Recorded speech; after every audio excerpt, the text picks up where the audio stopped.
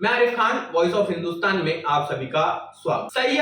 Sir Syed day पर 22 तारीख को डायमंड हॉल में एक सेलिब्रेशन ऑर्गेनाइजेशन किया गया था। संघर्ष और Asadullah English high school and junior college, इन दोनों ने मिलकर यह ऑर्गेनाइजेशन किया।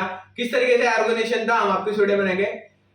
जाने माने पत्रकार अरफा खानम शेरवानी जाने माने पत्रकार है, इनका दी वायर करके इनके सीनियर एडिटर है वो न्यूज चैनल के। किस तरीके से वहां पर वो मौजूद थे, IPS Abdul Rahman, retire IPS, पूर्व आईपीएस अब्दुल रहमान और तनवीर आलम, फारूक एडवोकेट फारूक खान, ऐसे कई अन्य लोग वहां मौजूद थे। किस तरीके से उन्होंने इस पूरे सर सैयद डे पर बातचीत की, क्या जानकारी दे रहे हम आपको इस वीडियो में दिखाया गया। और उसके साथ जितेंद्र अवार्ड भी हमें मौजूद थे, कलवा मुमरा विधायक के जितेंद्र अवार्ड भी मौजूद थे। उसी के साथ अरफा खानम शेरवानी से हमारी खास बातचीत हुई, कई मुद्दों को लेकर और देश के हालातों को लेकर क्या कुछ जानकारी दे रहे हैं अरफा खानम शेरवानी, हम आपको इस वीडियो में दिखाएंगे। ये जर्नलिस्ट है, पत्रकारिता के अहम है और पत्रकारिता में दी वायर के सीनियर एडिटर भी है। किस तरीके से जानकारी दे रहे खास बातचीत करने के दौरान, आइए देखते हैं इस क्या कहना चाहती हूँ। मुझे लगता है कि ये एक ऐसा कार्यक्रम है जो कि शिक्षा की और इसके अलावा जो जानकारी है उसकी रोशनी फैलाता है।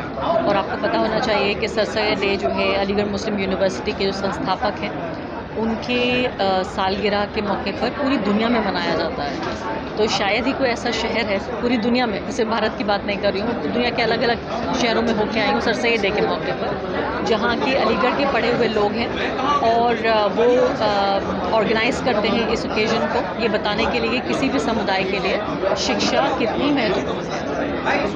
मैडम, जिस तरीके से देश भर में नहीं, मुस्लिम टारगेट है, लेकिन मुझे लगता है हर वो आदमी टारगेट है जो गरीब है, जो हाशिए का समुदाय है और इसके अलावा जो मौजूदा सरकार है और उसकी विचारधारा है उसका विरोध करता है, उसको टारगेट बनाया गया है, जिसमें मुस्लिम समुदाय भी एक है। इस तरीके से इजराइल और फिलिस्तीन, देखिए, सरकार की जो आधिकारिक पोजीशन है उसके मुताबिक तो वो ये नहीं कह रहे हैं कि हम इजराइल के समर्थन में हैं, लेकिन जो आरएसएस और बीजेपी का पूरा तंत्र है वो इस मौके का इस्तेमाल कर रहा है भारत में मुसलमानों के खिलाफ नफरत फैलाने के एक और मोर्चे के तौर पर। तो आधिकारिक रूप से तो भारत ये नहीं कर रहा है, भारत तो बाकायदा मदद भेज रहा है, रसद भेज रहा है फिलिस्तीन। प्रधानमंत्री का ट्वीट इसराइल के फेवर में आया था कि वो आतंकवाद के खिलाफ है, इसराइल के साथ है, लेकिन उसके बाद ये भी ट्वीट आया कि उन्हें बहुत दुख हुआ कि हमला किया गया अस्पताल पे। तो इसका मतलब एक तरह से सरकारी स्तर पर तो संतुलन बनाने की कोशिश हो रही है, लेकिन जो ज़मीनी स्तर पर जो इनके मैं कहूँगी कार्यकर्ता हैं वो इसको एक और ध्रुवीकरण के मौके के तौर पर इस्तेमाल कर रहे हैं। फिलहाल मौजूदा सूरत हाल में मुसलमानों को सर सैयद नक्शे के कदम पे चलने की कितनी ज़रूरत है? बहुत ज़रूरत है। मुझे लगता है इससे पहले शायद अलीगढ़ मूवमेंट की और सर सैयद अहमद खान की इतनी ज़रूरत मैंने कभी महसूस नहीं की पिछले 20-22 साल में। वो हमेशा रेलेवेंट रहे, लेकिन आज की तारीख में मुझे लगता है जब ऐसा लगता है कि एक पूरा समुदाय दिशाहीन हो रहा है, वो डायरेक्शन लेस हो रहा है, तब बहुत ज़रूरत है ऐसे वक्त में कि सर सैयद अहमद खान की किताब को उठाया जाए और देखा जाए कि जब उनके ऊपर इतने बुरे हालात थे, जब उम्मीद नहीं मिल रही थी और उस वक्त सोचिए आप देश भी आज़ाद नहीं था, तब उन्होंने एक बाहर की हुकूमत, जब गुलाम देश था तब वो ऐसा कर पाए। तो अब तो आज़ाद देश है, उसमें उम्मीद बनती है। मुसलमान बच्चे जो इंग्लिश मीडियम से तालीम हासिल कर रहे हैं लेकिन सर सैयद खान की से नावाकिफ है, ऐसे लोगों के लिए क्या कहें? कई लोगों को इनका इतिहास भी नहीं पता है क्या थे। नहीं, ये सही बात नहीं है और इसीलिए इस तरह के जो आज का ओकेजन है, यहाँ जितने कई 100 लोग बैठे हुए थे वो जाके और कुछ 100 लोगों को बताएंगे, फिर अभी आप लोग ये रिकॉर्ड कर रहे हैं। मुझे लगता है कि आप भी एक तरह की सर्विस ही कर रहे हैं इस तरह से रिकॉर्डिंग करके लोगों को बताने के लिए। और जैसे आपने कहा कि जो आधुनिक भारत के जो निर्माता हैं, makers of modern India, Ramachandra Guha जो हिस्टोरियन है, उन्होंने बाकायदा किताब लिखी है, उनमें जिन 6 लोगों का जिक्र किया है कि जो मेकर्स ऑफ मॉडर्न इंडिया हैं, जिन्होंने आधुनिक भारत को बनाया है, उसमें सर सैयद अहमद खान एक है। तो सबसे बड़ी बात तो ये है कि सर सैयद अहमद खान को सिर्फ एक मुसलमानों का एक रिफॉर्मर या उनका एक नेता या उनके एक व्यक्ति के तौर पे नहीं देखा जाना चाहिए। उन्होंने अलीगढ़ मुस्लिम यूनिवर्सिटी बनाई, वो उस वक्त में मुसलमानों के लिए थी, लेकिन आप देखिए कि इतने सालों में उसने कितने हज़ारों लाखों हर समुदाय के लोगों को एजुकेट किया है।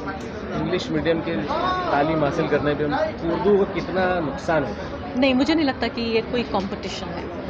मैं आप देखिए हिंदी की पत्रकार हूँ, मैंने शुरुआत की अंग्रेज़ी अखबार से और उर्दू मेरे जज्बात की ज़बान है। मैं और भी भाषाएं सीखना चाहती हूँ, मुझे फ़ारसी बड़ी अच्छी लगती है, मुझे स्पेनिश भी पसंद है। तो मुझे नहीं लगता कि इसका कोई मुकाबला है किसी भाषा का कि या तो आप उर्दू पढ़ेंगे या आप अंग्रेज़ी पढ़ेंगे। मुझे लगता है सारी भाषाएं पढ़नी चाहिए।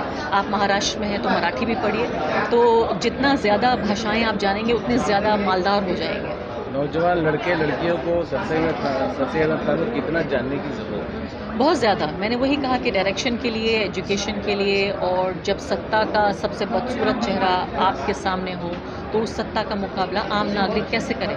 आम नागरिक सर सैयद के तरीके से उनका मुकाबला करे। और सर सैयद को आप इंटरनेट पे सर्च करके पढ़िए, सर सैयद की जो स्पीचेज़ हैं उनको देखिए, उनकी किताबें पढ़िए। सर सैयद के बारे में बहुत कुछ लिखा जा चुका है, मैंने भी कई आर्टिकल लिखे हैं। जब आप औरतों की तालीम को लेके मैंने लिखा है, इंडियन एक्सप्रेस में आर्टिकल लिखा कुछ साल पहले। तो मुझे लगता है कि हर तरह से सर सैयद को देखने, समझने, पढ़ने, जानने की और आत्मसात करने की ज़रूरत है। Thank you madam.